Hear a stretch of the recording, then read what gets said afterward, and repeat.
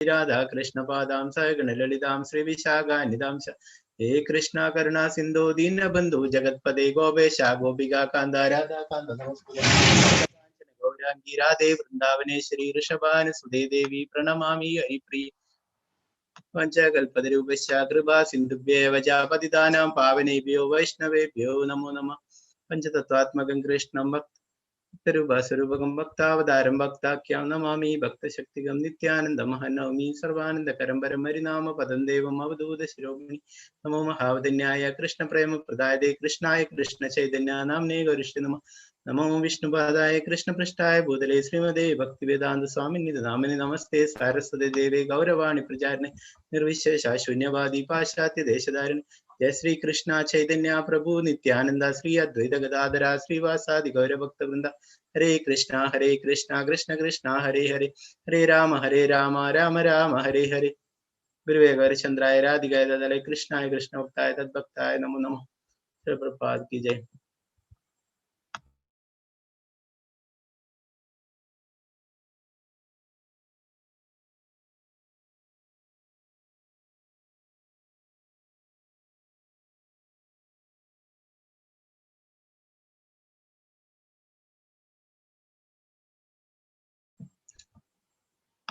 ഭൗതിക പ്രകൃതിയുടെ 3 ഗുണങ്ങളെ കുറിച്ചാണ് ഈ അധ്യായത്തിൽ ഭഗവാൻ പറഞ്ഞിരുന്നത് അല്ലെ. നമ്മള് ഇന്നത്തെ അധ്യായങ്ങളിലൊക്കെ പഠിച്ചിട്ടുണ്ടായിരുന്നു അല്ലെ 3 ഗുണങ്ങളെ പറ്റിയിട്ട്. സത്വഗുണം, രജോ ഗുണം, തമോ ഗുണം. ഈ ഗുണങ്ങളിൽ ഉള്ളവരുടെ കാര്യങ്ങളാണ് ഭഗവാൻ ഇവിടെ പറഞ്ഞു വരുന്നത്. അവരുടെ ഏത് തരത്തിലായിരിക്കും അവരുടെ പ്രവൃത്തികളൊക്കെ, അതിനെ കുറിച്ചൊക്കെ, എങ്ങനെയാണ് ഈ ഗുണങ്ങൾ നമ്മളെ സ്വാധീനിക്കുന്നതിനെ കുറിച്ചൊക്കെയാണ് ഈ അധ്യായത്തിൽ പറയുന്നത്. മാതാജി സ്ക്രീന് കാണാലോ അല്ലെ? ഹരേ കൃഷ്ണ.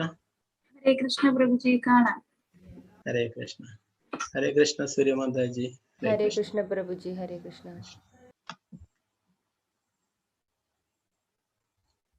ശ്രീ ഭഗവാനുവാച പരം ഭൂയ പ്രവിശ്യാമി ജ്ഞാനാനാം ജ്ഞാനമുത്തമം യജ്ഞാത്വാ മുനയാ സർവേ പരാം സിദ്ധിമിതോ ഗതാഃ. പരമദിവ്യോത്തമ പുരുഷൻ പറഞ്ഞു, ഏതെന്നറിഞ്ഞുകൊണ്ടാണോ ഋഷികളെല്ലാം തികഞ്ഞ പരിപൂർണത നേടിയിട്ടുള്ളത്, സർവോത്കൃഷ്ടമായ ആ പരമജ്ഞാനത്തെ പറ്റി ഞാൻ വീണ്ടും നിന്നോട് പറയാം. അപ്പോ ഇവിടെ ഭഗവാൻ തന്നെ പറഞ്ഞു തുടങ്ങുകയാണ് അർജുനനോട് അല്ലെ. എന്താണ് പറയുന്നത്? ഏതെന്നറിഞ്ഞിട്ടാണോ എല്ലാ ഋഷികളെല്ലാം പരിപൂർണത നേടിയിട്ടുള്ളത്, ആ സർവോത്കൃഷ്ടമായ പരമജ്ഞാനത്തെ പറ്റി ഞാൻ നിന്നോട് പറഞ്ഞു തരാമെന്ന് പറയുന്നു. ഇവിടെ ഈ പിക്ചറിൽ കാണാം, ആ അനേകം ആ സന്യാസിമാരൊക്കെ അല്ലെ, അവരൊക്കെ ദശന്റെ മക്കളായിരുന്നു. ദശന് 10,000-കണക്കിന് പുത്രന്മാരുണ്ടായിരുന്നു. അവരൊക്കെ ആ ദശൻ സാമ്പത്തികമായിട്ട് രാജ്യങ്ങൾ പിടിച്ചടക്കാനും അങ്ങനെയുള്ള ഭൗതികമായിട്ടുള്ള കാര്യങ്ങൾക്കൊക്കെ വേണ്ടിയിട്ട് അവരൊക്കെ തപസ്സിനയക്കുകയുണ്ടായി. എന്നാൽ നാരദ മുനി അതിൽ നിന്നും അവരൊക്കെ പിന്തിരിപ്പിക്കുകയുണ്ടായി. അവരോട് ആത്മീയമായിട്ടുള്ള ഉന്നതിക്ക് വേണ്ടുന്ന കാര്യങ്ങളാണ് നമ്മൾ ചെയ്യേണ്ടത് ഈ മനുഷ്യ ജന്മത്തിൽ എന്ന് പറഞ്ഞിട്ട് അവരൊക്കെ അതിൽ നിന്ന് പിന്തിരിപ്പിച്ച് ആത്മീയമായിട്ടുള്ള വഴിയിലേക്ക് അവരൊക്കെ നടത്തുകയുണ്ടായി. ദശൻ ഇതറിഞ്ഞു. വീണ്ടും ദശൻ 10,000 പുത്രന്മാരെ സൃഷ്ടിച്ചു. അവരെയും ഇതുപോലെ ആ രാജ്യങ്ങൾ പിടിച്ചടക്കാനും അങ്ങനെയുള്ള ഭൗതികമായിട്ടുള്ള നേട്ടങ്ങൾക്കൊക്കെ വേണ്ടിയിട്ട് തപസ്സിനയച്ചു. വീണ്ടും നാരദ മുനി അവരെ സമീപിച്ചിട്ട് അവരെയും മാറ്റുകയുണ്ടായി. അവരെയൊക്കെ ആത്മീയമായിട്ടുള്ള പാതയിലേക്ക് മാറ്റുകയുണ്ടായി. ദശന് ദേഷ്യം പിടിക്കുകയുണ്ടായി. ദശൻ പറഞ്ഞു, ഇനി പുത്രന്മാരുണ്ടായി കഴിഞ്ഞാലല്ലേ മാറ്റുള്ളൂ, നീ ഞാൻ പുത്രിമാരെ സൃഷ്ടിക്കും എന്ന് പറഞ്ഞിട്ട് അങ്ങനെ 60 പുത്രിമാരെ സൃഷ്ടിക്കുകയുണ്ടായി. അതിൽ നിന്നാണ് കുറെ പരമ്പരയൊക്കെ ഉണ്ടായിട്ടുള്ളത്.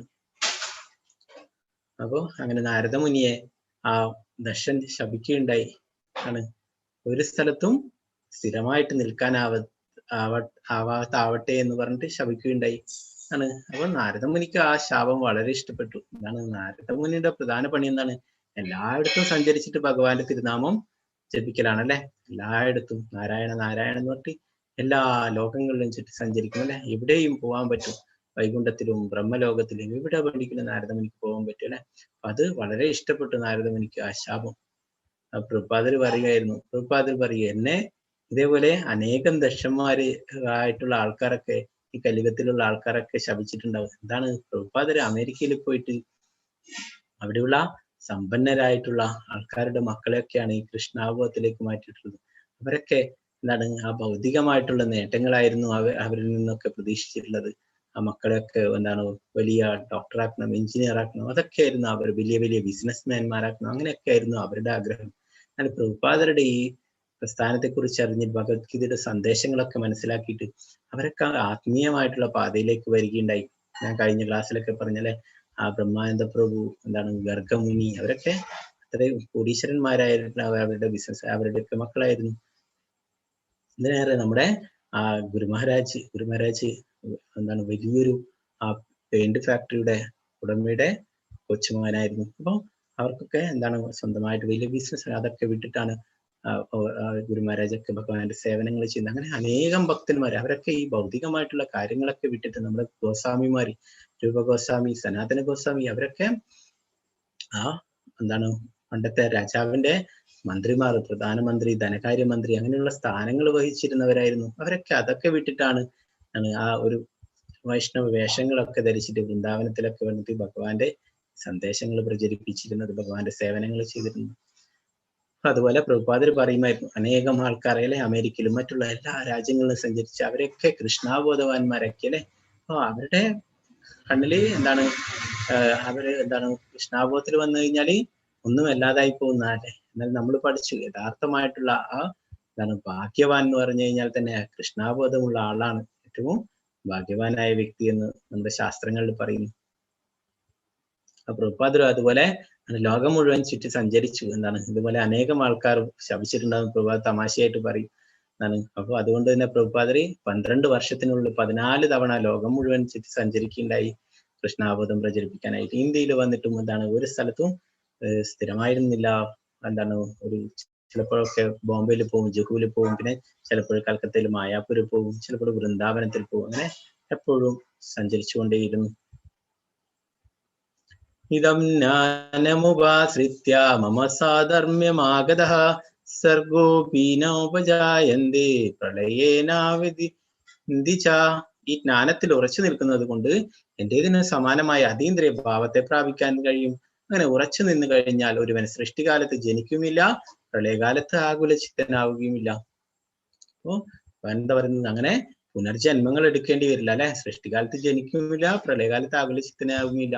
നമ്മൾ പഠിച്ചു അല്ലെ, ഭഗവാന്റെ കുറിച്ചുള്ള ജ്ഞാനങ്ങൾ മനസ്സിലാക്കിയല്ലേ. ജന്മ കർമ്മചമേ ദിവ്യം ഏവം ഏവേത്തി തത്വ ദേഹം പുനർജന്മന ഇതിമാമേതി സോർജന എന്ന് ഭഗവാൻ പറഞ്ഞിട്ടുണ്ടായിരുന്നു അല്ലെ. എന്റെ ജന്മത്തെക്കുറിച്ച്, എന്റെ അവതാരത്തെക്കുറിച്ചും എന്താണ് ലീലകളെ കുറിച്ചൊക്കെ മനസ്സിലാക്കിയാൽ ഈ ഭൗതിക ലോകത്തിൽ വീണ്ടും പിറക്കണ്ട എന്ന് ഭഗവാൻ തന്നെ പറഞ്ഞിട്ടുണ്ട് അല്ലെ. അപ്പൊ ഭഗവാൻ പറയുന്നു, ഈ ജ്ഞാനത്തില് ഉറച്ചു നിന്നാൽ, ഭഗവാൻ പറഞ്ഞു തരുന്ന ഈ ജ്ഞാനത്തിൽ ഉറച്ചു നിന്നാല് ഭഗവാന്റെ അതീന്ദ്രിയ ഭാവത്തെ പ്രാപിക്കും. അങ്ങനെ ഒരുവൻ സൃഷ്ടികാലത്ത് ജനിക്കുമില്ല, പ്രളയകാലത്ത് ആകുലചിത്തനാവുകയുമില്ല. സർവയോനിഷു കൗന്ദേയ മൂർത്തയ സംഭവന്തിയ താസാം ബ്രഹ്മ മഹദ്യോനിരഹം ബീജപ്രദാപിത. കുന്തിപുത്ര, നാനാരൂപേണയുള്ള ജീവിവർഗങ്ങൾക്കെല്ലാം ഈ ഭൗതിക പ്രകൃതിയിൽ ജന്മമെടുക്കാൻ അവസരം നൽകിയതിനാണ് അവയുടെ ബീജപ്രദാതാവായ പിതാവും ഞാൻ തന്നെ എന്നറിയണം. ഭഗവാനിടെ പറയുന്നു, അഹം ബീജപ്രദാപിത എന്ന്. എല്ലാവരുടെയും ബീജദാതാവ് ഭഗവാനാണ്. എല്ലാവരുടെയും ബീജപ്രദാതായ പിതാവ് ഭഗവാനാണെന്ന് ഭഗവാനിടെ പറയുന്നു അല്ലെ. നമ്മൾ പഠിച്ചു, ആ ഗർഭോദകശായി വിഷ്ണുവിന്റെ നാഭിയിൽ നിന്ന് ഒരു താമരത്തണ്ടുണ്ടായി, അതിലാണ് ബ്രഹ്മാവ് ഉത്ഭവിച്ചത് അല്ലെ. ബ്രഹ്മാവിനെ സൃഷ്ടിച്ചിട്ടുള്ളത്, ബ്രഹ്മാവിൽ നിന്നാണ് പിന്നുള്ള സൃഷ്ടികളൊക്കെ ഉണ്ടായിട്ടുള്ളത് അല്ലെ. അപ്പൊ ആ ഭഗവാനാണ് എന്താണ് ബ്രഹ്മാവിനെ സൃഷ്ടിച്ചത് അല്ലെ. അതുകൊണ്ട് ഭഗവാൻ പറയുന്നു, എന്താണ് എല്ലാവരുടെയും ബീജപ്രദാതാവ് ഞാനാണെന്ന്.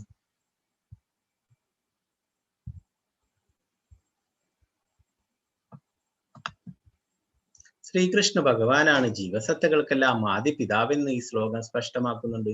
ഭൗതികവും ആത്മീയവുമായ പ്രകൃതികളുടെ സംയോഗമാണ് ജീവസത്തകൾ. അങ്ങനെയുള്ള ജീവസത്തകൾ ഭൂലോകത്തിൽ മാത്രമല്ല, ബ്രഹ്മാവ് വാഴുന്ന സമുന്നത ഗ്രഹത്തിൽ പോലും കാണപ്പെടുന്നു. ഭൂമിക്കുള്ളിലും വെള്ളത്തിലും അഗ്നിയിൽ പോലും ജീവികളുണ്ട്. എല്ലായിടത്തും ജീവസത്തകളുണ്ട്. അപ്പോ എന്താണ് എല്ലാറ്റിനും എന്താണ് ആദി പിതാവ് ഭഗവാനാണെന്ന് ഈ ശ്ലോകത്തില് പറയുന്നല്ലേ. പിന്നെയോ ഭൂമിക്കുള്ളിലും വെള്ളത്തിലും അഗ്നിയിലും എല്ലായിടത്തും ജീവസത്തകളുണ്ട്, എല്ലാ ഗ്രഹങ്ങളിലും അല്ലെ. നമ്മുടെ ശാസ്ത്രകാരന്മാരൊക്കെ ചന്ദ്രനിലെ ജീവനുണ്ട് എന്നൊക്കെ പറഞ്ഞിട്ട്, ചൊവ്വയില് ജീവനുണ്ട് എന്നൊക്കെ പറഞ്ഞിട്ട് ഇപ്പൊ കണ്ടുപിടിക്കുന്ന അല്ലെ. അല്ലെ ഭഗവാൻ പറയുന്ന അല്ലെ, എന്താണ് എല്ലായിടത്തും ജീവസത്തകൾ ഉണ്ടെന്ന് ഭഗവാനോട് പറയുന്നു. നമ്മൾ പഠിച്ചു 84 ലക്ഷം ജീവിവർഗങ്ങൾ ഉണ്ടെന്നല്ലേ. കുറെ വെള്ളത്തിൽ, കടലിൽ ജീവിക്കുന്നവ, കരയിൽ ജീവിക്കുന്നവ, മൃഗങ്ങള്, പക്ഷികള്, മനുഷ്യരെല്ലാം അല്ലെ. മനുഷ്യര് 4 ലക്ഷം വർഗങ്ങളുണ്ട്, 84 ലക്ഷം ജീവിവർഗങ്ങളുണ്ട്.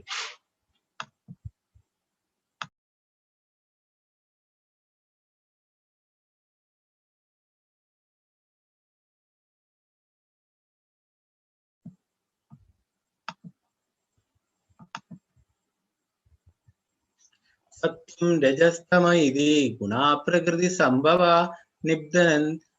നിബ്ദനന്തി മഹാബാഹോ ദേഹേ ദേഹിനം അവ്യയം. ഹേ മഹാബാഹുവായ അർജുന, 3 ഗുണങ്ങൾ അടങ്ങിയതാണ് ഭൗതിക പ്രകൃതി. സത്വം, രജസ്, തമസ്. ശാശ്വതനായ ജീവാത്മാവിന് പ്രകൃതി സംയോഗം ഉണ്ടാകുന്നതോടെ അത് ഈ ഗുണങ്ങളാൽ ബദ്ധനാകുന്നു. അപ്പോ ഭഗവാനോട് പറയുന്നത് അല്ലെ, എന്താണ്? 3 ഗുണങ്ങൾ അടങ്ങിയിട്ടാണ് ഭൗതിക പ്രകൃതി. ഒന്നാമതായിട്ട് സത്വഗുണം, രണ്ടാമതായിട്ട് രജോ ഗുണം, മൂന്നാമതായിട്ട് തമോ ഗുണം. അപ്പോ ജീവാത്മാവിന് പ്രകൃതി സംയോഗം ഉണ്ടാകുന്നതോടെ അല്ലെ, നമ്മുടെ ഇവിടെ ജന്മമെടുക്കുന്നതോടെ നമ്മൾ ഈ ഗുണങ്ങളാൽ ബന്ധനാക്കപ്പെടുന്നു. നമ്മൾ ഏതെങ്കിലും ഓരോരോ ഗുണങ്ങളെ എപ്പോഴും സ്വാധീനിച്ചു കൊണ്ടേയിരിക്കുന്നു. ഇവിടെ ഈ പിക്ചറിൽ കാണാം, എന്താണ്? ഒരു പാവയെ നൂലിന്മേൽ ചലിപ്പിക്കുന്നത് കാണാം അല്ലെ. പാവകളെ നൂലിന്മേലാണ് നിയന്ത്രിക്കുന്നത്. അതുപോലെ നമ്മുടെ ഈ ഭൗതിക പ്രകൃതിയുടെ 3 ഗുണങ്ങളായ സത്വഗുണം, രജോ ഗുണം, തമോ ഗുണം, എങ്ങനെയുള്ള ഈ ഗുണങ്ങളാണ് നമ്മളെ നിയന്ത്രിക്കുന്നത്, സ്വാധീനിക്കുന്നത്. അതിന് ഈ ഗുണങ്ങൾക്കെല്ലാം ഉപരിയായിട്ടാണ് ഭഗവാനെ ഈ ഗുണങ്ങളൊന്നും ബാധിക്കുന്നില്ല.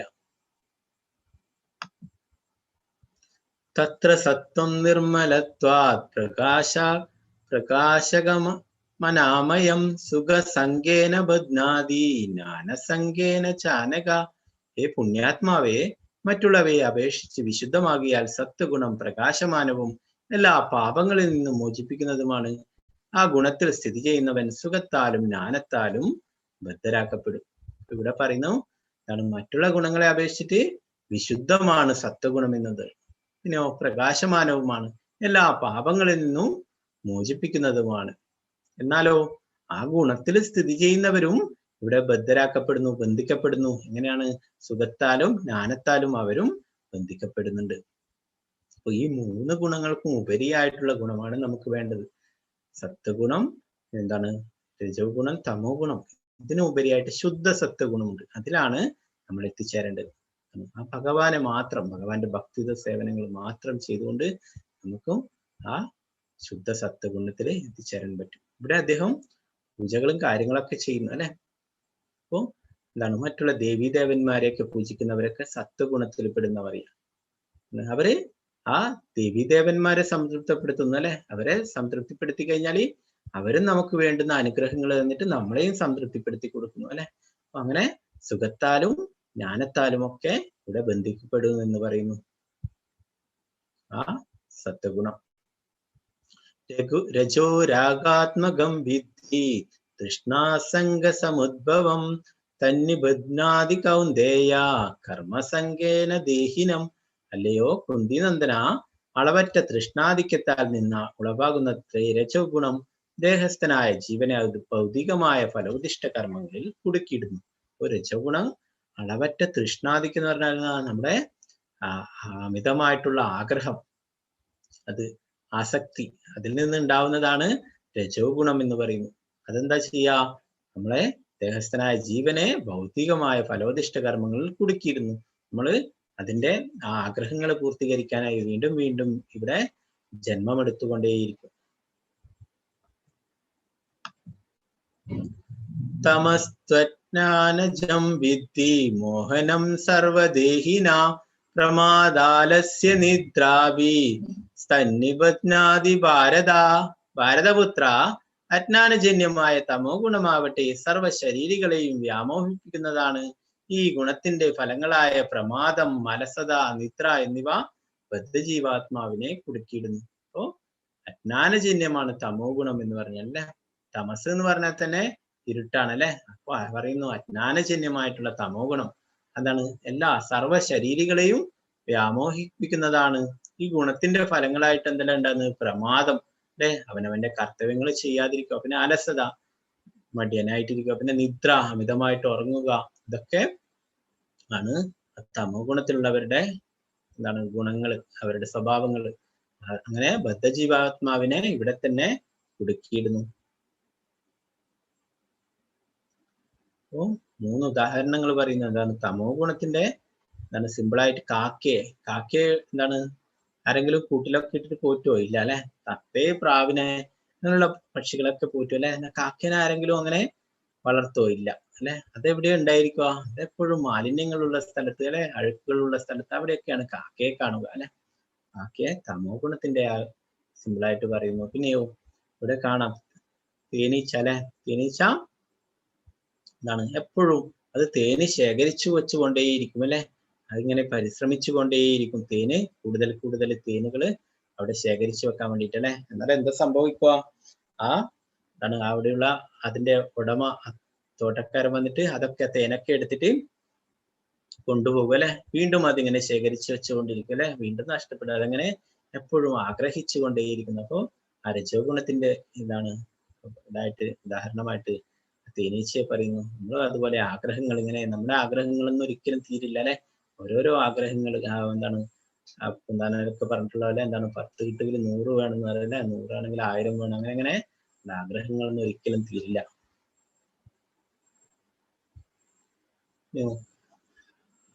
അരയന്നങ്ങൾ അല്ലെ. അരയന്നങ്ങൾ എവിടെയാ ഉണ്ടാവുക? ശുദ്ധമായ തടാകത്തിൽ അല്ലെ, ശുദ്ധമായ വെള്ളത്തിൽ, അവിടെയാണ് അരയന്നങ്ങൾ ഉണ്ടാവുക അല്ലെ. അപ്പൊ അരയന്നത്തെ കുറിച്ച് പറയുമ്പോൾ അരയന്നത്തിന് പാലും വെള്ളവും ഒക്കെ മിക്സ് ആക്കി കൊടുത്തു കഴിഞ്ഞാൽ അതിന് പാല് മാത്രം കുടിക്കാൻ കഴിയുന്ന ഒരു കഴിവുണ്ടെന്ന് പറയും. നമ്മള് ആചാര്യന്മാർ പറയും, ശ്രീമദ് ഭാഗവതം ഒക്കെ കേൾക്കുമ്പോൾ അരയന്നത്തെ പോലെ ആയിരിക്കണം നമ്മൾ എന്ന് പറയും. അതിൽ നിന്നുള്ള ആ സത്ത്, അതിൽ നിന്നുള്ള ആ ഉപദേശങ്ങളൊക്കെ നമ്മൾ ജീവിതത്തിൽ പകർത്തണം എന്ന് പറയും. സത്വം സുഖേ സംജയതി രച കർമാണി ഭാരത ജ്ഞാനമാവൃത്യതുത്തമാ പ്രമാദേ സംജയത്യുത. അല്ലയോ ഭാരതപുത്ര, സത്വഗുണം ഒരാളെ സുഖം കൊണ്ട് ബന്ധിക്കുമ്പോൾ രജോ ഗുണം കാമ്യകർമ്മങ്ങൾ കൊണ്ടാണ് ബന്ധിക്കുക. ജ്ഞാനത്തെ ആവരണം ചെയ്യുന്ന തമോ ഗുണമാവട്ടെ ഉന്മാദം കൊണ്ടും ഒരാളെ ബന്ധിക്കുന്നു. നേരത്തെ പറഞ്ഞിട്ടുള്ള ആ 3 കാര്യങ്ങളും ഒന്നുകൂടി ഭഗവാൻ ഒരുമിച്ച് പറയുന്നു. സത്വഗുണം ഒരാളെ സുഖം കൊണ്ട് ബന്ധിക്കുന്നു അല്ലെ, നേരത്തെ പഠിച്ചു. സുഖം കൊണ്ട്, ജ്ഞാനം കൊണ്ട് ബന്ധിക്കുന്നു. പിന്നെ രജോ ഗുണം കാമ്യകർമ്മങ്ങൾ കൊണ്ട് ബന്ധിക്കുന്നു. നമ്മുടെ കൂടുതൽ നമ്മുടെ ഇന്ദ്രിയ സംതൃപ്തിക്ക് വേണ്ടിയിട്ട്, ആഗ്രഹങ്ങൾ പൂർത്തീകരിക്കാൻ വേണ്ടിയിട്ട് വീണ്ടും ജന്മങ്ങൾ എടുത്തുകൊണ്ടേയിരിക്കുന്നു. ജ്ഞാനത്തെ ആവരണം ചെയ്യുന്ന തമോ ഗുണമാവട്ടെ ഉന്മാദം കൊണ്ടും ഒരാളെ ബന്ധിക്കുന്നു. നമ്മൾ നേരത്തെ പഠിച്ചു അല്ലെ, അലസത, അപ്രമാദം, അമിതമായിട്ടുള്ള ഉറക്കം, ഇതൊക്കെ.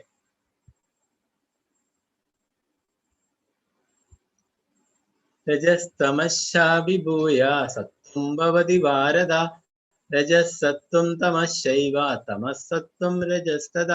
അല്ലയോ ഭാരത, ചിലപ്പോൾ സത്വഗുണം രജസ് തമോ ഗുണങ്ങളെ തോൽപ്പിച്ചുകൊണ്ട് മുന്നേറുന്നു. ചിലപ്പോൾ രജസ് സത്വതമോ ഗുണങ്ങളെ കീഴടക്കുന്നു. മറ്റു ചിലപ്പോൾ തമസ് സത്വരജസ്സുകളെയും. ഈ വിധത്തിൽ എപ്പോഴും ആധിപത്യത്തിനുള്ള മത്സരം നിലനിൽക്കുന്നു. അപ്പൊ ഇവിടെ എന്താ പറയുന്നത്? ഈ 3 ഗുണങ്ങൾ എപ്പോഴും മത്സരിച്ചു കൊണ്ടേയിരിക്കുന്നു അല്ലെ. ചിലപ്പോഴൊക്കെ സത്വഗുണം രജോ തമോ ഗുണങ്ങളെ തോൽപ്പിച്ചിട്ട് മുന്നേറും. ചിലപ്പോഴൊക്കെയോ രജോ ഗുണം സത്വതമോ ഗുണങ്ങളെ കീഴടക്കുന്നു. മറ്റു ചിലപ്പോൾ തമോ ഗുണം സത്വരജസ്സുകളെ. ഈ വിധത്തിൽ എപ്പോഴും ആധിപത്യത്തിനുള്ള ആ മത്സരം നിലനിൽക്കുന്നു എന്ന് പറയുന്നു.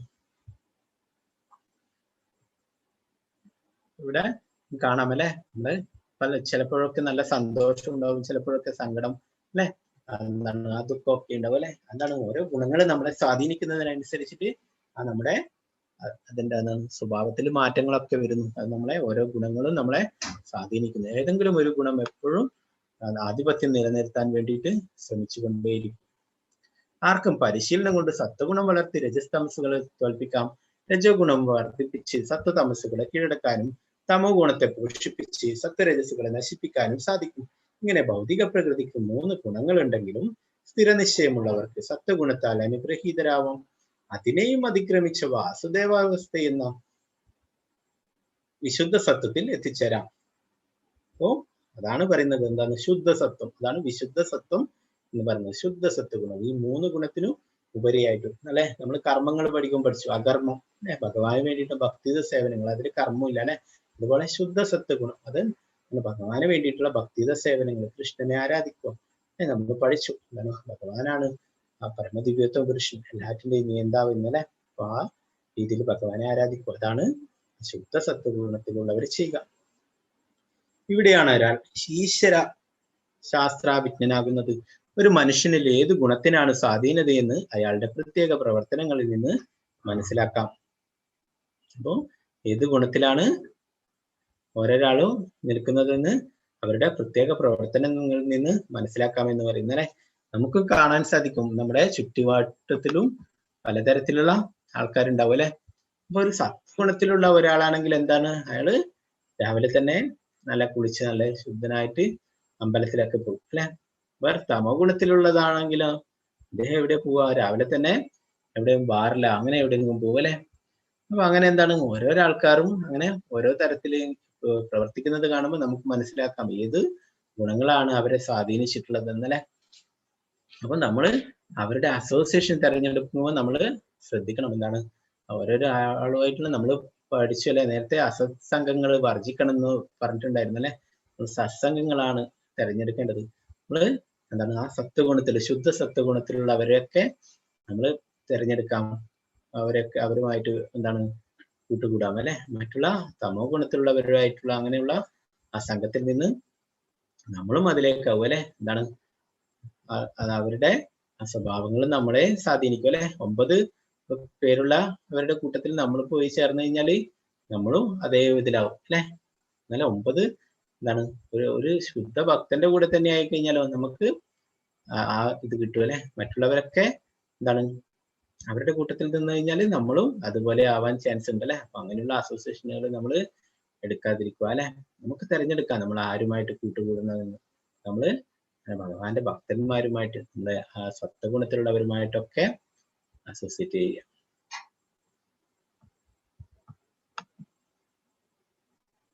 ഇവിടെ കാണാം എന്താണ്, 3 ഗുണങ്ങൾ ഇതെപ്പോഴും ഇങ്ങനെ മത്സരിച്ചു കൊണ്ടേയിരിക്കുന്നു ആധിപത്യം നിലനിർത്താൻ വേണ്ടിയിട്ട്. സത്വഗുണം, രജോ ഗുണം, തമോ ഗുണം, ഇതെപ്പോഴും നമ്മുടെ ഉള്ളിലുണ്ട്. ഇത് ഏത് ഗുണങ്ങളാണ് നമ്മളെ സ്വാധീനിക്കുന്നത് അതിനനുസരിച്ചിട്ട് നമ്മൾ പ്രവർത്തിക്കുന്നു. സർവധാരേഷു ദേഹേസ്മിൻ പ്രകാശ ഉപജായതേ ജ്ഞാനം യഥാ തഥാ വിദ്യാത് വിവൃതം സത്വമിത്യുത. 9 ദ്വാരങ്ങളാണ് ശരീരത്തിനുള്ളത്.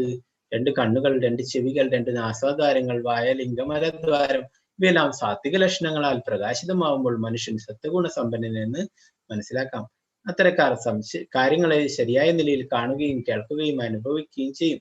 അവർ ആന്തരികമായും ബാഹ്യമായും പരിശുദ്ധരാണ്. നവദ്വാരങ്ങളിലും പ്രവൃത്തമായ സന്തുഷ്ടിയുടെ ലക്ഷണങ്ങൾ കാണാം. ഇതാണ് സത്വഗുണത്തിന്റെ അവസ്ഥ.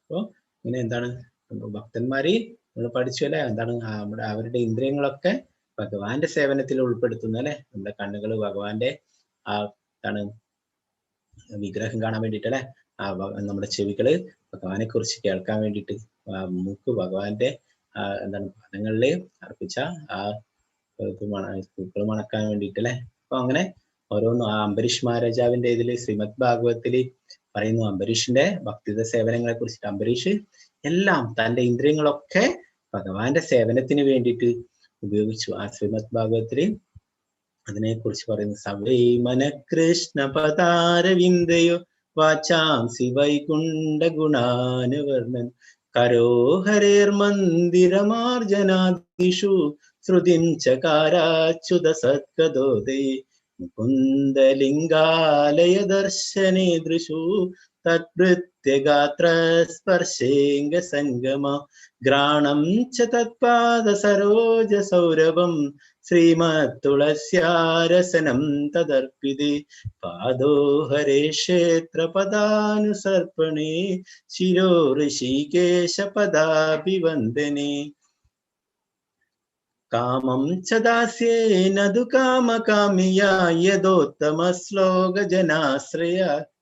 എന്താണ് അതിൽ പറയുന്ന അംബരീഷ്മാര് സവൈമന കൃഷ്ണ പദാര, തന്റെ മനസ്സെപ്പോഴും ഭഗവാന്റെ ആ പാദപങ്കജങ്ങളെ കുറിച്ച് ഓർക്കാൻ ഉപയോഗിച്ചു. പിന്നെയോ അദ്ദേഹത്തിന്റെ വാചാംസി വൈകുണ്ഠ ഗുണാനും, അദ്ദേഹത്തിന്റെ വാക്കുകൾ ഭഗവാനെ കുറിച്ച് വർണ്ണിക്കുന്നതിന്, ഭഗവാന്റെ കീർത്തനങ്ങൾ ചെല്ലുന്നതിന്, ഭഗവാന്റെ നാമം ജപിക്കുന്നതിനൊക്കെ ഉപയോഗിച്ചു. പിന്നെ അദ്ദേഹത്തിന്റെ കൈകൾ ഭഗവാന് പൂജകൾ ചെയ്യാനും ഭഗവാന്റെ ക്ഷേത്രങ്ങൾ വൃത്തിയാക്കാനും ഒക്കെ ഉപയോഗിച്ചു. പിന്നെയോ അദ്ദേഹത്തിന്റെ കാതുകൾ എന്താണ് ആ ഭഗവാന്റെ സത്കഥകൾ കേൾക്കാൻ വേണ്ടിയിട്ട് ഉപയോഗിച്ചു. മുകുന്ദ ലിംഗാലയ ദർശനം, തന്റെ കണ്ണുകള് എന്താണ് ആ ഭഗവാന്റെ വിഗ്രഹങ്ങൾ കാണുന്നതിന്, ഭഗവാന്റെ ആ ക്ഷേത്രങ്ങൾ അവിടെ സന്ദർശിച്ചിട്ട് ആ ഭഗവാന്റെ വിഗ്രഹങ്ങൾ കാണുന്നതിന് വേണ്ടിയിട്ട് തന്നെ കണ്ണുകൾ ഭഗവാനെ കാണുന്നതിന് വേണ്ടിയിട്ട് ഉപയോഗിച്ചു. പിന്നെയോ അദ്ദേഹത്തിന്റെ ആ ശരീരം ഭക്തന്മാരെ സ്പർശിക്കുന്നതിന് വേണ്ടിയിട്ട് ഉപയോഗിച്ചു. പിന്നെ ഘ്രാണം ച തത്പാദ സരോജ സ്വരൂപം, അദ്ദേഹത്തിന്റെ മൂക്ക് അത് എന്താണ് ആ ഭഗവാന്റെ പാദപങ്കജങ്ങളിൽ അർപ്പിച്ചിട്ടുള്ള ആ താമരപ്പൂ വാസനിക്കുന്നതിന് വേണ്ടിയിട്ട് ഉപയോഗിച്ചു. പിന്നെയോ ശ്രീമത് തുളസിയ രസനം തദർപ്പിതേ, ഭഗവാന്റെ പാദത്തിൽ അർപ്പിച്ചിട്ടുള്ള ആ തുളസി രുചിക്കുന്നതിന് തന്റെ നാവ് എന്താണ് ഉപയോഗിച്ചു. ഭഗവാന്റെ തിരുനാമം ജപിക്കുന്നതിന്, പ്രസാദം കഴിക്കുന്നതിനൊക്കെ നാവ് ഉപയോഗിച്ചു. പിന്നെന്താ പറയുന്നത്, അദ്ദേഹത്തിന്റെ കാലുകൾ ഭഗവാന്റെ ക്ഷേത്രങ്ങൾ പ്രദക്ഷിണം ചെയ്യുന്നതിന് ഉപയോഗിച്ചു.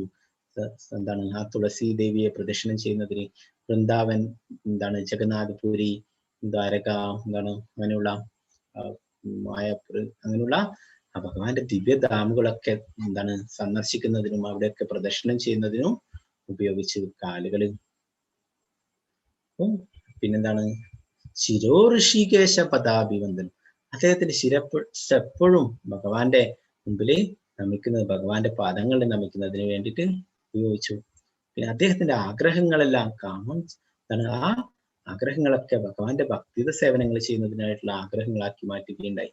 അപ്പൊ എല്ലാ തരത്തിലും അംബരീഷ് മഹാരാജാവ് തന്റെ എല്ലാ ഇന്ദ്രിയങ്ങളും ഭഗവാന്റെ സേവനത്തിന് വേണ്ടി ഉപയോഗിച്ചിരുന്നു. നമ്മള് അംബരീഷിനെ കുറിച്ച് ഇതിനടുക്കത്തെ ക്ലാസ്സിൽ പറഞ്ഞിട്ടുണ്ടായിരുന്നു അല്ലെ. അദ്ദേഹം ആ ദുർവാസാവിന്റെ എന്താണ് അതിൽ നിന്നൊക്കെ ദുർവാസാവ് അവസാനം വന്ന് മാപ്പ് പറയുന്നതൊക്കെ അല്ലെ. അപ്പൊ അങ്ങനെ ഭഗവാന്റെ പരിശുദ്ധ ഭക്തനാണ്. അപ്പൊ നമ്മളും നമ്മുടെ ഇന്ദ്രിയങ്ങളൊക്കെ ആ ഭഗവാന്റെ സേവനത്തിന് വേണ്ടിയിട്ട് ഉപയോഗിക്കണം.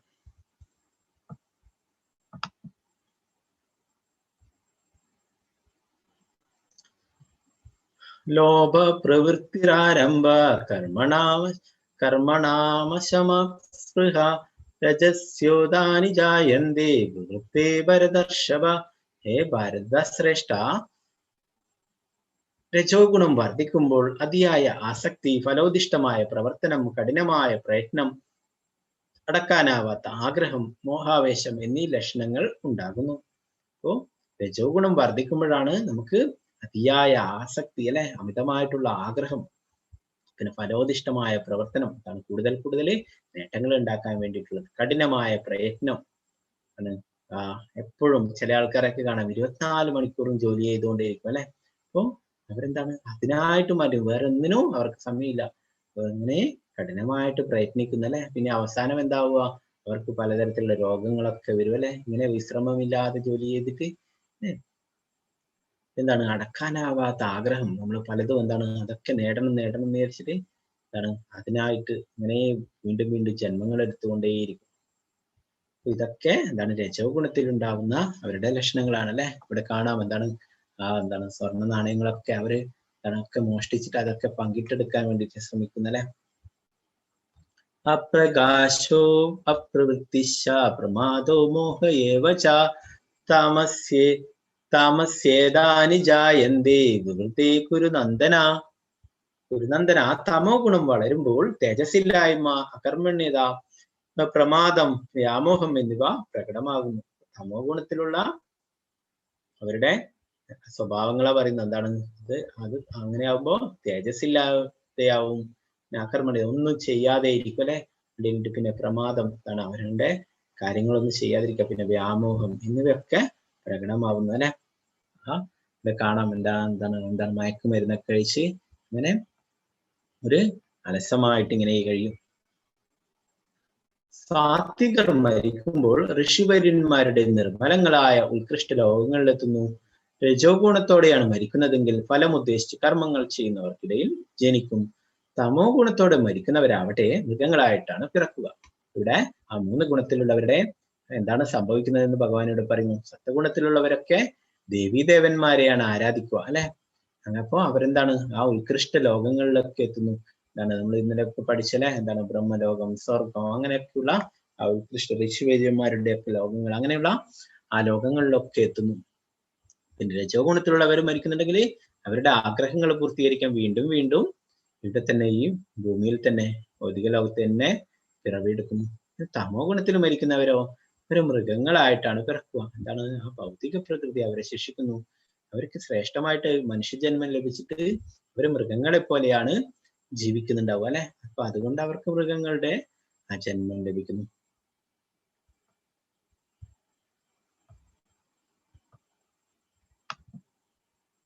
സത്കർമ്മത്തിന്റെ ഫലം വിശുദ്ധമാണ്.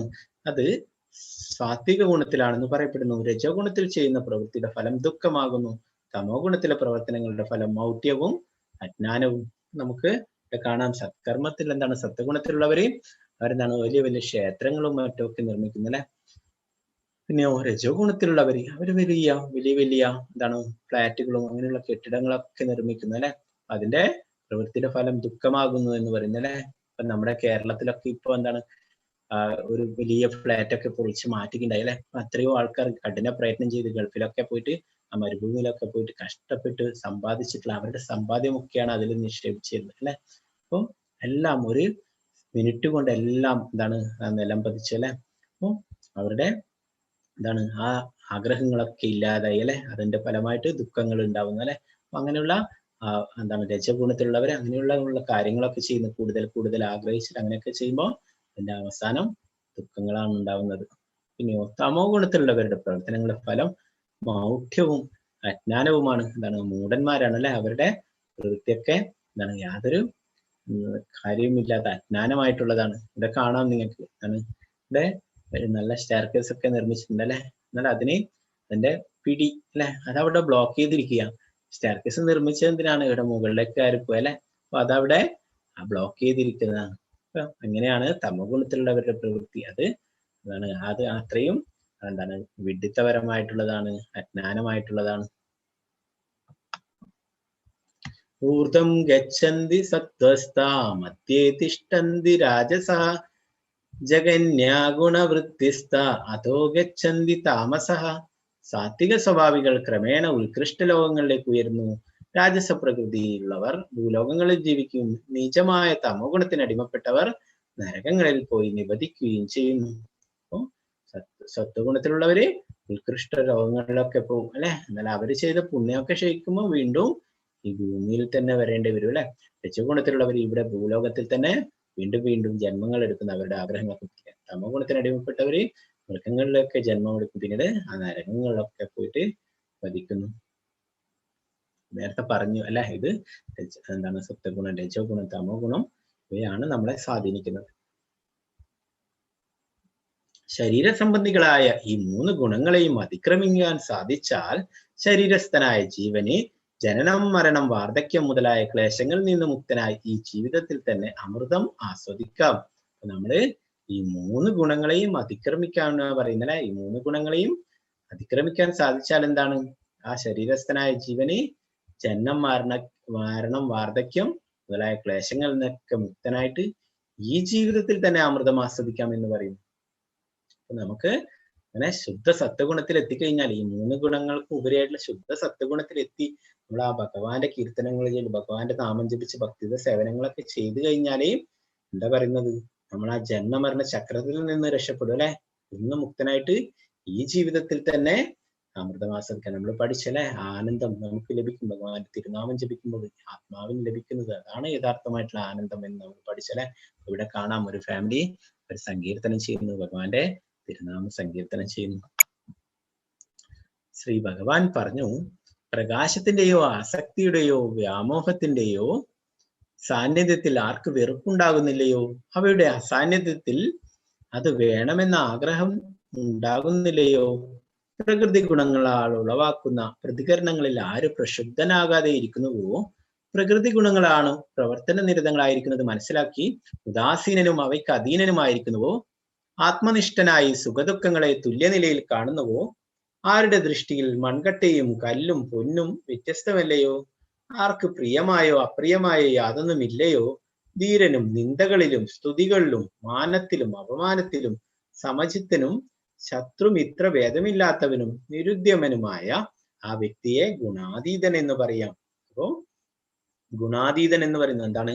ഈ 3 ഗുണങ്ങൾക്കും ഉപരിയായിട്ടുള്ളത് അല്ലെ. എന്താണ് പറയുന്നത്? അത് നമ്മൾ നേരത്തെ പഠിച്ചു അല്ലെ. എന്താണ്? അങ്ങനെയുള്ള ആത്മീയമായിട്ട് ഉയർന്ന വ്യക്തികൾ അവരെന്താണ്? കല്ലും പൊന്നും എന്താണ് മൺകട്ടി എല്ലാം ഒരുപോലെ കാണുന്നത് അല്ലെ. എല്ലാം ഭൗതികമായിട്ടുള്ള വസ്തുക്കൾ അവരുടെ കയ്യിലെ. നമ്മൾ നോക്കുമ്പോൾ എന്താണ്? സ്വർണം അത് മൂല്യമുള്ളതാണെന്ന് പറഞ്ഞിട്ട് നമ്മൾ തിരിച്ചറിയുന്നല്ലേ, അതിന് മാറ്റി വെക്കുന്നത്, അതിന് പ്രത്യേക പരിഗണന കൊടുക്കുന്നല്ലേ. ഈ ഇങ്ങനെയുള്ള ആത്മീയമായിട്ട് ഉയർന്ന വ്യക്തികൾ അല്ലെ. നമ്മൾ കഴിഞ്ഞ ക്ലാസ്സിൽ പറഞ്ഞു സനാതന ഗോസ്വാമിയെ കുറിച്ചൊക്കെ അല്ലെ. എന്താണ് ആ ചിന്താമണി കല്ല് കുപ്പത്തൊട്ടിയിൽ ഇട്ടിട്ടുണ്ടായിരുന്നു അല്ലെ. അപ്പൊ അതൊക്കെ അതിലും ആ മൂല്യമുള്ള വസ്തു അന്വേഷിച്ച് പോയപ്പോൾ എന്താ പറഞ്ഞത്? ഭഗവാന്റെ തിരുനാമം അല്ലെ, അതാണ് ഏറ്റവും മൂല്യമുള്ളത് എന്ന് പറഞ്ഞു കൊടുക്കണ്ടേ.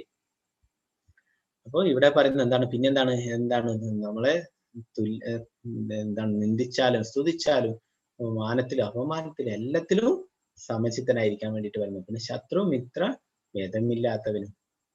അപ്പൊ നമ്മൾ പഠിച്ചല്ലേ എന്താണ്? മാനം അപമാനം ഇതൊക്കെ നമ്മുടെ ശരീരത്തിന് ബാധിക്കുന്നതാണ്. നമ്മൾ പഠിച്ചു നമ്മളൊക്കെ ആത്മാവാണെന്നല്ലേ. അപ്പൊ അതിനെ ബാധിക്കുന്നതല്ല അതൊന്നും.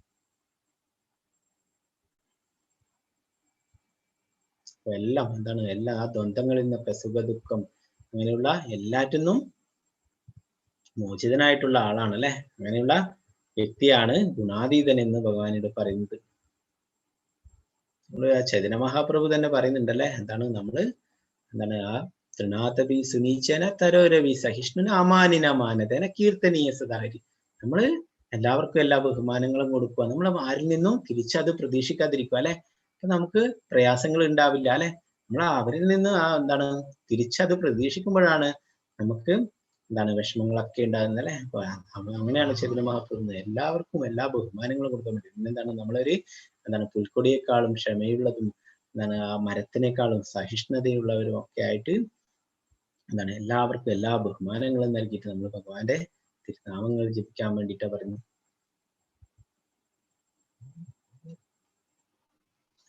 മാം ചയോ അവ്യഭിചാരേണ ഭക്തിയോഗേന സേവതേ സഗുണാൻ സമതി ദൈത്യാൻ ബ്രഹ്മഭൂയായ കൽപ്പതേ.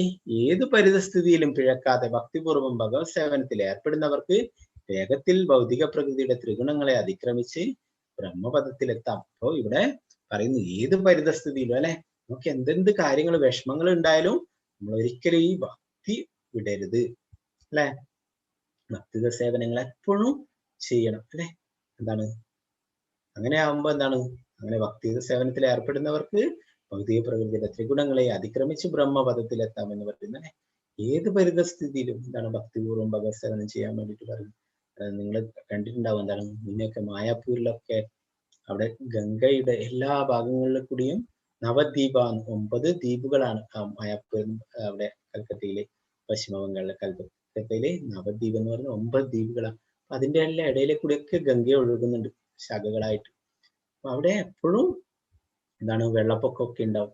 അപ്പോഴെന്താണ് അവിടെയുള്ള ഭക്തന്മാര് അവരെ ആ മായാപ്പൂരൊക്കെ ക്ഷേത്രത്തിന്റെ ഉള്ളിൽ വരെ വെള്ളം കയറും. എന്നാല് എന്താണ് ആ ഭഗവാനൊക്കെ വലിയൊരു സ്റ്റേജ് ആക്കിയിട്ട് അതിന്റെ മുകളിലാണ് ഭഗവാന്റെ വിഗ്രഹങ്ങളൊക്കെ. അപ്പൊ അവിടെ വെള്ളം എത്തില്ല. എന്നാൽ താഴെയൊക്കെ ഗ്രൗണ്ടിലൊക്കെ വെള്ളമായിരിക്കും. അപ്പൊ ഭക്തന്മാരെന്താ ചെയ്യുക? ആരതി ചെയ്യാൻ വേണ്ടിയിട്ട് വഞ്ചിയിൽ തോണി എടുത്തിട്ട് അതിൻ്റെ അകത്ത് ഇരുന്നിട്ട് ഭഗവാൻ ആരതി ചെയ്യും, കീർത്തനങ്ങളൊക്കെ പാടും, അപ്പോൾ ആ നിവേദ്യങ്ങളൊക്കെ സമർപ്പിക്കും. വെള്ളം പൊന്തിന്ന് വെച്ചിട്ട് അവർ ആ സേവനങ്ങളിൽ നിന്നും ഒരിക്കലും വിട്ടു നിൽക്കുന്നില്ല. അവരെ അതിനെ എങ്ങനെ മറികടക്കാമെന്ന് നോക്കിയിട്ട് അതിനുള്ള ഉപായങ്ങൾ കണ്ടെത്തുന്നു. അങ്ങനെ ആ തോണിയിൽ ഇരുന്നിട്ട് എന്താണ് അമ്പലത്തിൽ വേണ്ടുന്ന കാര്യങ്ങളൊക്കെ പൂജകളും ഒക്കെ ചെയ്യുന്നു. അപ്പോൾ അത്രയും വെള്ളമുണ്ട്. ഒരു വലിയ ഹൈറ്റിലാണ് അവിടെയൊക്കെ. നിങ്ങൾ നെറ്റിലൊക്കെ കണ്ടിട്ടുണ്ടാവും. മായാപ്പൂര് പഞ്ചതത്വ എന്ന് പറഞ്ഞിട്ടുണ്ട്.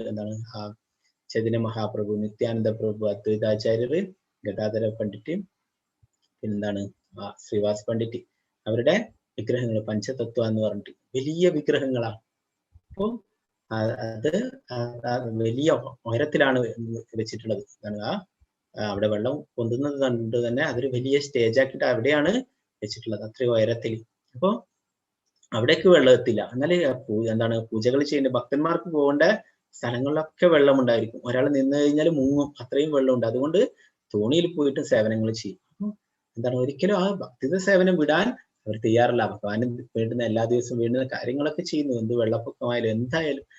അപ്പൊ നമ്മള് ഒരിക്കലും ഭക്തിയിൽ നിന്ന് പിന്മാറരുതെന്നാ പറയുന്നത്. ആ സേവനത്തിൽ നിന്ന് ഒരിക്കലും വിട്ടു നിൽക്കരുത്. നമുക്ക് എന്തെന്ത് വിഷമങ്ങൾ ഉണ്ടായാലും അതൊക്കെ സഹിച്ച് നമ്മള് ഭക്തിയുടെ സേവനങ്ങൾ ചെയ്യണമെന്ന് ആ ബ്രഹ്മാവ് പറയുന്നു. എന്താണ്, ആ ശ്രീമദ് ഭാഗവതത്തിൽ പറയുന്നുണ്ട്. തത്തേനുകമ്പം സുസമീഷമാണോ ഭുഞ്ചാനയേവാത്മകൃതം വിഭാഗം ഋദ്വാത്മപൂർവിർവിദദാൻ നമസ്തേ ജീവേദേ മുക്തിപദേ സദായാത്മ. ആ ബ്രഹ്മാവ് പറയുന്നു, നമുക്ക് വരുന്ന ചെറിയ ചെറിയ വിഷമങ്ങളൊക്കെ ഭഗവാന്റെ കാരുണ്യമായിട്ട് കരുതണം. നമ്മൾ ചെയ്ത പാപങ്ങൾ, നമ്മൾ എത്രയോ ജന്മങ്ങൾ കഴിഞ്ഞിട്ടാണ് ഇപ്പൊ ഉള്ളത് അല്ലെ. എത്രയോ ജന്മങ്ങൾ ചെയ്ത് നമ്മുടെ പാപങ്ങൾ നമുക്ക് ഓർമ്മയിട്ടല്ലേ. ആ പാപങ്ങളുടെയൊക്കെ ഫലങ്ങളാണെങ്കിൽ എത്രയോ ഭയാനകങ്ങളായതാണ് നമുക്ക് വരേണ്ടത് വിപത്തുകളൊക്കെ. ഭഗവാൻ അതിന്റെ തോത് കുറച്ചു തരുന്നതാണ്. ഒരു ഭക്തനായി കഴിഞ്ഞാൽ ഭഗവാൻ അതിന്റെ തോത് കുറച്ചു തരുന്നു. അതിനെക്കുറിച്ച് ആചാര്യന്മാർ പറയും, ഒരു വലിയ സമുദ്രം പോലെയുള്ളത്. ആ ഒരു സമുദ്രത്തിന് നമുക്ക് മറികടക്കാൻ പ്രയാസമാണ് അല്ലെ. ഒരു കാലിക്കുളമ്പിന്റെ അടിയിൽ ഒരു പശു നടന്നു പോയതിന്റെ പാടുണ്ടാവും അല്ലെ. അതിന്റെ കാല് പതിഞ്ഞ സ്ഥലത്ത് കുറച്ച് വെള്ളം കിട്ടി, അതിനെ മറികടക്കാൻ ആർക്കും സാധിക്കും അല്ലെ, ചെറിയ കുട്ടികളൊക്കെ പെടും. അപ്പൊ അതുപോലെ ആക്കി തരുന്നു പറഞ്ഞു. ഒരു ഭക്തനായി കഴിഞ്ഞാൽ വലിയ സമുദ്രം പോലെയുള്ള ആ വിഷമങ്ങളൊക്കെ ചെറിയൊരു കാലിക്കുളമ്പിലുള്ള ആ വെള്ളം പോലെ അത്രയും നിസ്സാരമാക്കി തരും ഭഗവാൻ. ഭക്തന്മാർക്ക് പലപ്പോഴും പല ആൾക്കാരും പറയുന്നിട്ടുണ്ട്, നമ്മളൊക്കെ ഭക്തിയൊക്കെ ചെയ്യുന്നുണ്ട്, നമുക്ക് എന്നാലും വിഷമങ്ങൾ വന്നുകൊണ്ടിരിക്കുന്നു.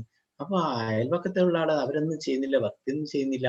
അപ്പൊ അവർക്കൊക്കെ എല്ലാ കാര്യങ്ങളും എല്ലാം നല്ല ഭൗതികമായിട്ട് നല്ല ഇതിൽ ജീവിക്കുന്നത് എന്നൊക്കെ അല്ലെ. അപ്പം അവരെന്താണ് ഭക്തി എന്ന ഭഗവാനെ മറന്നിട്ടൊക്കെ ജീവിക്കുന്നത്, എന്നാലും അവർക്കെല്ലാം ഉണ്ടെന്ന് പറയുന്നു. അപ്പൊ ആ ഭക്തന്മാർക്ക് ആ ഭഗവാൻ ഇവിടെ നിന്ന് വിഷമങ്ങൾ തീർത്തിട്ട് അവരെ തിരിച്ച് ഭഗവാന് കൊണ്ടുപോകണം. ഭഗവാൻ നമ്മളെക്കാളും അധികം ആഗ്രഹിക്കുന്ന ഭഗവാൻ അല്ലെ. നമ്മൾ പഠിച്ചു, നമ്മുടെ സുഹൃത്തും അഭ്യുതകാംക്ഷി, നമുക്ക് എപ്പോഴും നന്മ ആഗ്രഹിക്കുന്നവരാണ് ഭഗവാനാണ് അല്ലെ. അപ്പൊ ആ ഭഗവാൻ ആഗ്രഹിക്കുന്നു നമ്മളെ തിരിച്ച് ഈ ജന്മം തന്നെ ഭഗവത്ധാമിലേക്ക് കൊണ്ടുപോകാൻ. അതുകൊണ്ടാണ് നമ്മൾ ചെയ്ത പാപങ്ങളുടെ വലിയ വലിയ ഫലങ്ങളാണ് നമ്മൾ അനുഭവിക്കേണ്ടത്. എന്നാൽ അതിന്റെ തോത് കുറച്ചിട്ട് ഇവിടെ നിന്ന് തന്നെ അനുഭവിച്ചിട്ട് നമ്മളെ തിരിച്ചു കൊണ്ടുപോകാൻ ഭഗവാൻ ആഗ്രഹിക്കുന്നു. അതാണ് ഭക്തന്മാർക്ക് ഇവിടെ വിഷമങ്ങൾ വരുന്നത്. എന്നാലും ഒരു ഭൗതികവാദി ഒരു ഭഗവാന്റെ വിശ്വാസമില്ലാത്ത ഒരാളുടെ കാര്യമോ നിരീശ്വരവാദിയുടെ, അവര് ചെയ്ത പാപത്തിന്റെ ഫലങ്ങളൊക്കെ അനുഭവിക്കണമെങ്കിൽ ഇനി അവര് നരകങ്ങളിൽ പോയിട്ട് അതൊക്കെ അനുഭവിച്ചിട്ട് തീർക്കണം. 28 തരത്തിലുള്ള നരകങ്ങൾ ഉണ്ടെന്ന് പറയുന്നു. അപ്പൊ അതിലെന്തൊക്കെ ഓരോരോ കർമ്മങ്ങൾ, ഓരോരോ പാപങ്ങൾ ചെയ്തതിനനുസരിച്ചിട്ട് ഓരോ നരകങ്ങളിൽ പോയിട്ട് ആ ശിക്ഷയൊക്കെ ഏറ്റുവാങ്ങേണ്ടിയിരിക്കുന്നു.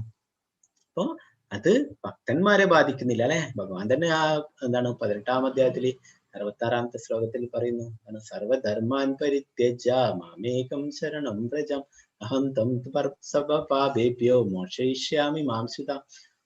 സർവ പാപ പ്രതികരണങ്ങളിൽ നിന്നും ഞാൻ അവരെ രക്ഷിക്കുന്നു പറയുന്നു. എന്തേ വേണ്ടു, ഭഗവാന് സറണ്ടർ ആവണം അല്ലെ. അപ്പൊ നമ്മൾ ഭഗവാനെ സറണ്ടർ ആയി കഴിഞ്ഞാൽ ഭഗവാൻ എല്ലാ പാപ പ്രതികരണങ്ങളിൽ നിന്നും നമ്മളെ രക്ഷിക്കുന്നു പറയുന്നു. അപ്പൊ ഇവിടെ പറയുന്നു നമ്മൾ ഒരിക്കലും ഏത് പരിതസ്ഥിതിയിലും പിഴക്കാതെ ഭക്തിപൂർവ്വം ഭഗവത് സേവനം ഏർപ്പെടാൻ വേണ്ടിയിട്ട് പറയുന്നല്ലേ. നമുക്ക് എന്തെന്ത് വിഷമങ്ങൾ ഉണ്ടായാലും ഒന്നും നമ്മൾ ഒരിക്കലും അതിൽ നിന്ന് ഭക്തിയിൽ നിന്ന് പുറകോട്ട് പോകരുത്. നമ്മളെപ്പോഴും ഭഗവാന്റെ തിരുനാമം ജപിച്ചുകൊണ്ടിരിക്കണം. നമ്മളെ വിഷമങ്ങൾ മാറണ്ടെങ്കിൽ അത് മാത്രമേ ഉള്ളൂ അല്ലെ. നമ്മൾ പഠിച്ചു, ഹരേർ നാമ ഹരേർ നാമ ഹരേർ നാമൈവ കേവലം കലോ നാസ്തേവ നാസ്തേവ നാസ്തേവ ഗതിരന്യത 3 പ്രാവശ്യം പറയുന്നു നാരദ ഭക്തി സൂത്രത്തില്. ഹരിയുടെ തിരുനാമം ഹരിയുടെ തിരുനാമം ഹരിയുടെ തിരുനാമം അത് ജപിക്കൽ മാത്രമാണ് ഈ കലിയുഗത്തിൽ പറഞ്ഞിട്ടുള്ളത്. വേറെ യാതൊരു വഴിയുമില്ല, യാതൊരു വഴിയുമില്ല, യാതൊരു വഴിയുമില്ല എന്ന് തീർത്തും പറയുന്നു. ഇത് നമ്മൾ ഒരിക്കലും ഉപേക്ഷിച്ചുകൂടാ.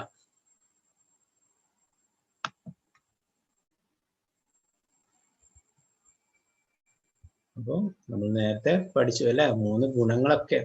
അപ്പോ ആ തമോ ഗുണത്തിലുള്ള ആളായാലും ഒരു ശുദ്ധ ഭക്തനെ കണ്ടുമുട്ടുകയാണെങ്കിൽ അവർക്കും ആ ഭക്തി സേവനത്തെ കുറിച്ചൊക്കെ മനസ്സിലാക്കിയിട്ട് ഒരു ഭക്തനായി തീരാൻ സാധിക്കും അല്ലെ. അങ്ങനെ ധാരാളം ഉദാഹരണങ്ങൾ നമുക്ക് നോക്കിയാൽ കാണാൻ സാധിക്കും. ഇവിടെ കാണാം രാമായണമൊക്കെ രചിച്ചിട്ടുള്ള വാൽമീകി അല്ലെ. വാൽമീകി ആരായിരുന്നു നിങ്ങൾക്കൊക്കെ അറിയാം. രത്നാകരൻ എന്ന കാട്ടാളനായിരുന്നു അല്ലെ. മൃഗങ്ങളൊക്കെ വേട്ടയാടിയിട്ടുള്ള തമോ ഗുണത്തിലായിരുന്നു അദ്ദേഹം ഉണ്ടായിരുന്നത്. എന്നാലും നാരദമുനിയെ കണ്ടുമുട്ടുകയും അല്ലെ അദ്ദേഹത്തിൽ നിന്ന് ഉപദേശങ്ങൾ കേൾക്കുകയൊക്കെ ഉണ്ടായി. ചില സ്ഥലങ്ങളിലൊക്കെ സപ്തഋഷികൾ എന്ന് പറയുന്നുണ്ട്. എന്നാൽ പ്രഭുപാദര് നാരദമുനിയെ കുറിച്ച് പറയുന്നു അല്ലെ. അപ്പൊ അതുകൊണ്ട് ഇവിടെ നാരദമുനിയെ കുറിച്ചാണ് പറയുന്നത്. അപ്പൊ നാരദമുനിയെ കണ്ടുമുട്ടുകയും അല്ലെ നാരദമുനി എന്താണ് അദ്ദേഹത്തിനോട് ചോദിക്കുകയുണ്ടായി അല്ലെ, നീ ചെയ്യുന്നതൊക്കെ പാപമാണ്, അപ്പൊ ഇതിനൊക്കെ പാപഫലങ്ങൾ നീ അനുഭവിക്കേണ്ടി വരും എന്നൊക്കെ പറയുകയുണ്ടായി അല്ലെ. അപ്പൊ അദ്ദേഹം പറയുകയുണ്ടായി, ഞാൻ എൻ്റെ കുടുംബത്തിന് വേണ്ടിയിട്ടാണ് ഈ മൃഗങ്ങളെയൊക്കെ വേട്ടയാടിയിട്ട് കൊണ്ടുപോകുന്നത്, അതൊക്കെ ആ മാംസങ്ങളൊക്കെ അവർക്ക് വേണ്ടിയിട്ടാണ്. അപ്പം അങ്ങനെയാകുമ്പോൾ അവർക്കുമാണ് ഇതിന്റെ പാപം, എനിക്ക് മാത്രമല്ല എന്ന് പറഞ്ഞു. അങ്ങനെയാണെങ്കിൽ നീ പോയിട്ട് അന്വേഷിച്ചിട്ട് വരും അല്ലെ, ഇതിന്റെ ഒക്കെ പാപഭാരം അവരും കൂടി വഹിക്കുമോ എന്ന് ചോദിച്ചിട്ട് വരുമെന്ന് പറഞ്ഞല്ലേ. അങ്ങനെ ചോദിച്ചപ്പോഴോ അവരൊന്നും ഭാര്യയും അച്ഛനും അമ്മയും മക്കളും ആരും ഈ പാപത്തിന്റെ ഭാരം ഏറ്റെടുക്കാൻ തയ്യാറായിരുന്നില്ല. അവർ പറഞ്ഞു ഒരു ഗൃഹനാഥന്റെ കടമയാണ് അവരൊക്കെ സംരക്ഷിക്കുക എന്നുള്ളത് അല്ലെ. നിങ്ങൾ ചെയ്യുന്നതിന്റെ പാപമൊക്കെ നിങ്ങൾ തന്നെ അനുഭവിക്കണം എന്ന് പറയുകയുണ്ടായി അല്ലെ. അങ്ങനെ നാരദമുനിയോട് പോയിട്ട് പറയുകയുണ്ടായി അല്ലെ. നാരദമുനി അദ്ദേഹത്തിന് കുറെ ഉപദേശങ്ങളൊക്കെ കൊടുത്തു. ഭഗവാന്റെ തിരുനാമം ജപിക്കാൻ പറയുകയുണ്ടായി. ആദ്യമായിട്ട് പറഞ്ഞു കൊടുത്തു രാമ എന്ന് ജപിക്കാൻ വേണ്ടിയിട്ട്. എന്നാൽ അദ്ദേഹം എത്രയോ ജന്മങ്ങളായിട്ട് ചെയ്തിട്ടുള്ള ആ പാപത്തിന്റെ ഫലമായിട്ട് ആ രണ്ടക്ഷരം രാമ എന്ന് പോലും അദ്ദേഹത്തിന് ഉച്ചരിക്കാൻ കഴിഞ്ഞിരുന്നില്ല.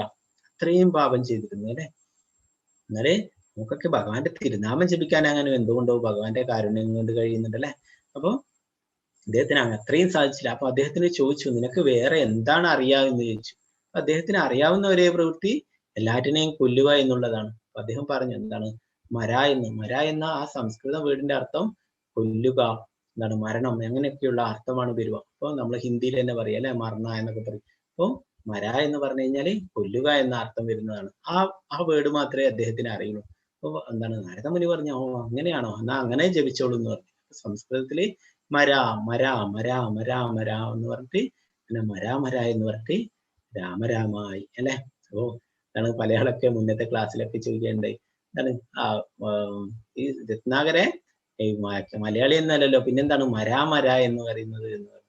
അപ്പൊ എന്താണ് മര എന്നുള്ളത് മരം എന്നുള്ള മലയാളം വേർഡല്ല, സംസ്കൃതം വേർഡാണ്. മര എന്നുള്ളത് അതെന്താണ് കൊല്ലുക എന്നുള്ളത്, അതിന്റെ അങ്ങനെ അർത്ഥം വരുന്ന ആ വേർഡാണ് മര എന്നുള്ളത്. അപ്പൊ അതങ്ങനെ ജപിച്ചിട്ട് രാമരാമ എന്നായിട്ട് മാറി അല്ലെ. നമുക്കറിയാം പിന്നീട് അദ്ദേഹം രാമായണ വേദി അല്ലെ, ഇപ്പം രാമായണ മാസമാണ് എല്ലായിടത്തും രാമായണം വായിക്കുന്നത് അല്ലെ. അദ്ദേഹം എഴുതിയാണ്. അദ്ദേഹത്തിന് എങ്ങനെയാണ് ആ അറിവ് കിട്ടിയത്? ആ ശുദ്ധ ഭക്തനിൽ നിന്നല്ലേ, നാരദമുനിയിൽ നിന്ന് ഭഗവാനെ കുറിച്ച് പറഞ്ഞു കൊടുത്തു. ശ്രീരാമചന്ദ്ര ഭഗവാനെ കുറിച്ച് പറഞ്ഞു കൊടുത്തു. ആരെയാണ് എന്താണ് ഏറ്റവും മര്യാദ പുരുഷനായിട്ടുള്ള ആരാണ് ഉള്ളത്, ആരെയാണ് ആരാധിക്കേണ്ടത് എന്നൊക്കെ ചോദിച്ചിട്ട് അങ്ങനെ ശ്രീരാമചന്ദ്ര ഭഗവാനെ കുറിച്ച് പറഞ്ഞു കൊടുക്കേണ്ട. എങ്ങനെ അദ്ദേഹം ശ്രീരാമചന്ദ്ര ഭഗവാനെ കുറിച്ചൊക്കെ എഴുതിയല്ലേ, രാമായണം എഴുതുകയുണ്ടായി. അപ്പൊ അങ്ങനെ അനേകം ഭക്തന്മാരി മൃഗാരി എന്ന ഒരു കാട്ടാളനെ, തമോഗുണത്തിലുണ്ടായിരുന്ന ഒരു മൃഗാരി എന്ന ആ കാട്ടാളനെ നാരദമുനിയുടെ സത്സംഗം കൊണ്ട് അദ്ദേഹവും ഭഗവാന്റെ ഭക്തനായി ചേർന്നു. അദ്ദേഹത്തിന്റെ പണി എന്താണെന്ന് വെച്ച് കഴിഞ്ഞാല് അദ്ദേഹത്തിന്റെ പിതാവിൽ നിന്ന് പഠിച്ചിട്ടുള്ളതായിരുന്നു. എല്ലാ മൃഗങ്ങളെയും പകുതി കൊന്നിട്ട് അവിടെ വെക്കുക, പകുതിക്കാക്കിയിട്ട് ഫുള്ള് ജീവനെടുക്കാത്ത അത് പടഞ്ഞ് മരിക്കണം കൺമുന്നിൽ. അങ്ങനെയാണ് പിതാവ് പഠിപ്പിച്ചു കൊടുത്തിട്ടുള്ളത്. അപ്പൊ അതുപോലെ അദ്ദേഹം എല്ലാ മൃഗങ്ങളെയും പകുതിക്ക് കൊന്നിട്ടിട്ട് അതിനെ ആസ്വദിച്ചിരുന്നു. നാരദമുനി കാട്ടിലൂടെ നടക്കുമ്പോൾ ഓരോ സ്ഥലങ്ങളിലും ഓരോ ജീവികളും ഇങ്ങനെ പകുതി ഇങ്ങനെ മരിക്കാറായിട്ട് അവിടെ നിന്ന് കിടന്ന് പെടയുന്നു. നാരദമുനി വിചാരിച്ചു ഇത്രയും പാപം ആരാണ് ചെയ്യുന്നത്? നാരദമുനി അദ്ദേഹത്തോട് പറഞ്ഞു, നിങ്ങളൊരു കാര്യം ചെയ്തു, നിങ്ങൾക്ക് എന്തായാലും ഇത് നിർത്താൻ കഴിയില്ലല്ലോ, നിങ്ങൾ അതിനെ പൂർണ്ണമായിട്ടും കൊന്നോളൂ. എന്നാൽ അത് ഇത്രയും വേദന സഹിക്കണ്ടല്ലോ, നിങ്ങൾ ഒറ്റ വെട്ടിനെ അതിനെ കൊന്നോളൂ. എന്നാൽ അത് ഇത്രയും വേദന സഹിക്കണ്ട കിടന്നിട്ട്. അതിനെ പകുതിയാക്കി അത് ചോര വാർന്ന് ഒളിച്ചങ്ങനെ വേദനിക്കുന്നു. അതുകൊണ്ട് നാരദമുനി അങ്ങനെ പറയുകയുണ്ടായി. അങ്ങനെ അദ്ദേഹം പറഞ്ഞു, എന്റെ പിതാവാണ് ഇത് പഠിപ്പിച്ചതെന്നൊക്കെ പറഞ്ഞു. അപ്പൊ ഇതിനൊക്കെ വലിയ പാപഫലങ്ങളുണ്ട്, ഇതിനൊക്കെ പിന്മാറണം എന്നൊക്കെ പറഞ്ഞിട്ട് ഉപദേശങ്ങളൊക്കെ കൊടുക്കുകയുണ്ടായി. അദ്ദേഹം ആ നാരദമുനിയിൽ നിന്ന് ഉപദേശങ്ങളൊക്കെ കേട്ടിട്ട് പിന്നീട് എന്താണ് ആ ഉപദേശങ്ങളൊക്കെ ജീവിതത്തിൽ പകർത്താൻ തുടങ്ങി. ആദ്യമായിട്ട് തന്റെ അമ്പും വില്ലും വാളും ഒക്കെ ഉപേക്ഷിച്ചു. അങ്ങനെ പിന്നീട് നാരദമുനി കുറെ കാലങ്ങൾ കഴിഞ്ഞ് അവിടെ സന്ദർശിച്ചപ്പോൾ അദ്ദേഹം അവിടെ നാരദമുനിയെ കണ്ട് നമസ്കരിക്കാൻ വേണ്ടി വരുമ്പോൾ അദ്ദേഹം നിലത്ത് ഇങ്ങനെ നോക്കിക്കൊണ്ടേ വരുന്നു. എന്തുകൊണ്ടാണ്? അവിടെ ഉറുമ്പുകളോ ചെറിയ ജീവികളോ ഉണ്ടെങ്കിൽ അതിനെ ചവിട്ടിപ്പോകരുത് എന്ന് കരുതിയിട്ട് അത്രയും സൂക്ഷ്മമായിട്ട് അവിടെ നാരദമുനിയെ കാണാൻ വരികയുണ്ടായി. എത്ര മാറ്റങ്ങൾ വന്നു. ഒരു ജീവിയെ കൊന്നിട്ട് അതിൽ ആസ്വദിച്ചിരുന്ന അദ്ദേഹം, ആ പകുതി കൊന്നിട്ട് ആസ്വദിച്ചിരുന്ന ആ മൃഗാരി നാരദമുനി എന്ന പരിശുദ്ധ ഭക്തന്റെ സാമീപ്യം കൊണ്ട്, അദ്ദേഹത്തിന്റെ സത്സംഗം കൊണ്ട് മാറുകയുണ്ടായി അല്ലെ. പിന്നീട് ഒരു ഉറുമ്പിനെ പോലും ദ്രോഹിക്കാത്തൊരു വിധത്തിലെത്തുകയുണ്ട്. അങ്ങനെ അനേകം ഭക്തന്മാര് നാരദമുനിയിലൂടെ അല്ലെ. അങ്ങനെ എന്താണ്, തമോ ഗുണത്തിലായാലും ശരി, അപ്പൊ ഒരു ശുദ്ധ ഭക്തനെ കണ്ടുമുട്ടുക, അദ്ദേഹത്തിന്റെ ഉപദേശങ്ങളൊക്കെ സ്വീകരിക്കുകയാണെങ്കിലും എന്താണ്, ഒരു ശുദ്ധ ഭക്തനായിട്ട് മാറാനും സാധിക്കുമെന്ന് പറഞ്ഞായിരുന്നു നമുക്ക്. അനേകം പേർക്ക് നാരദമുനിയിലൂടെ ഭഗവാനെ ലഭിച്ചിട്ടുണ്ട്. പറയുന്നു എന്താണ്, ശാസ്ത്രങ്ങളിൽ പറയുന്നു, സാധുസംഘ സർവശാസ്ത്ര പോയി, ലവമാത്ര സാധുസംഘ സർവസിദ്ധി പോയി. ലവം മാത്ര, ഒരു ചെറിയ, ഒരു സെക്കൻഡിന്റെ ചെറിയ, അത്രയും ചെറിയ ഭാഗം, ഒരു മിനിറ്റിന്റെ ചെറിയ ഭാഗം, അത്ര 11 സെക്കൻഡ്, അങ്ങനെ വരും. ലവമാത്ര എന്ന് പറഞ്ഞ ഒരളവാണ്. അപ്പൊ ലവമാത്ര സാധുസംഘ സർവസിദ്ധി പോയി. നമ്മള് അവരിൽ നിന്ന് ഒന്നും പറയാൻ കേൾക്കുന്നില്ല, അവരൊന്ന് കണ്ടാൽ തന്നെ നമുക്ക് ആ എല്ലാ നല്ല ഗുണങ്ങളും ലഭിക്കുന്നു. അങ്ങനെയുള്ള നമ്മളെന്താണ്, സാധുക്കളെ, ആ ഭഗവാന്റെ പരിശുദ്ധ ഭക്തന്മാരെ, അവരൊക്കെ നമ്മൾ കാണുക, അവരിൽ നിന്നൊക്കെ അവരുടെ വാക്കുകളൊക്കെ കേൾക്കുകയൊക്കെ വേണം. അപ്പോ അങ്ങനെ അനേകം എന്താണ് ശുദ്ധ ഭക്തന്മാരുണ്ട്. ഇപ്പൊ നമ്മുടെ ടെമ്പിൾ പ്രസിഡന്റ് നാമനിഷ്ഠദാസ് പ്രഭുജി നാളെ നിങ്ങളൊക്കെ കാണാൻ വേണ്ടിയിട്ട് ക്ലാസ്സിൽ വരുന്നുണ്ട്, നാളെ ഉണ്ടാവും. അപ്പൊ എല്ലാവരും നാളത്തെ ക്ലാസ്സിൽ പങ്കെടുക്കുക. എന്താണ്, നമ്മുടെ ശാസ്ത്രങ്ങളിൽ പറയുന്നു, അങ്ങനെയുള്ള അദ്ദേഹത്തിന്റെ ജീവിതം തന്നെ ഭഗവാന് വേണ്ടിയിട്ട് മാറ്റിവെച്ചിട്ടുള്ളതാണ്.